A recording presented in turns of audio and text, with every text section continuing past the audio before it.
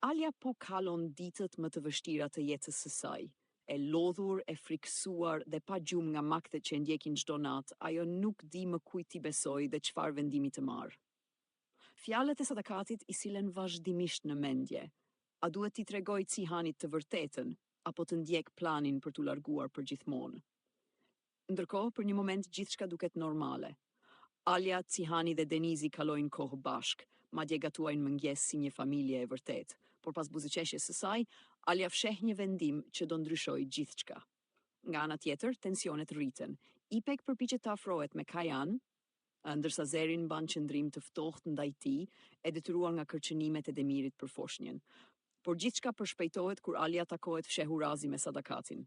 Nare i ndjek nga pas dhe kupton se diçka e madhe po planifikohet. Sadakat është e vendosur. Ti nuk mund të heqësh dorë kur bëhet fjalë për djalin tënd. E dëshpëruar dhe mes lotësh, Alja pranon planin. Pyetja e saj e vetme, kur do ikim? Përgjigjja është tronditëse, sot. Alja vendos të takoj Cihanin për herë të fundit, pa e ditur ai që ky është një lamtu mira. Në darkë ndodhe papritura. Cihani merr lajmin nga avokati. Alja është e pafajshme dhe ka shumë gjasa të marrë kujdestarinë e djalit, por është shumë vonë. Nare zbulon të vërtetën. Alja nuk është në spital, ajo po largohet.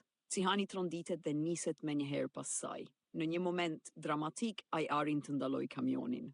Alja zbret me lot në sy. Jam e detyruar të iki për djalin tim, nuk dua ta humbas.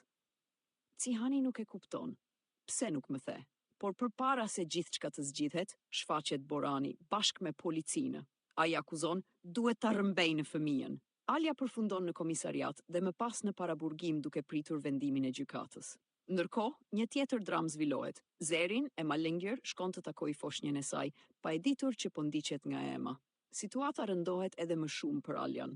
Cihani ndihet i tradhtuar, ndërsa ajo përpiqet t'i shpjegojë, nuk kisha zgjidhje, nuk mund ta humbisja djalin tim.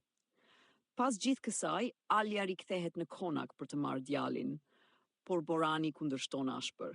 Por Sadakat ka vepruar para gjithëve. Ajo e ka larguar djalin në një shtëpi tjetër.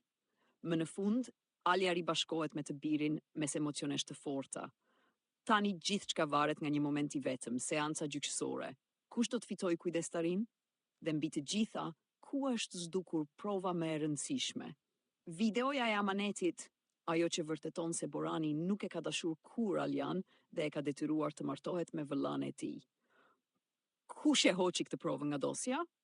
Vilja. A mendoni se drejtësia do të triumfojë për Aljan? Shkruani mendimin tuaj në komente dhe mos harroni të bëni subscribe për më shumë zhvillime tronditëse.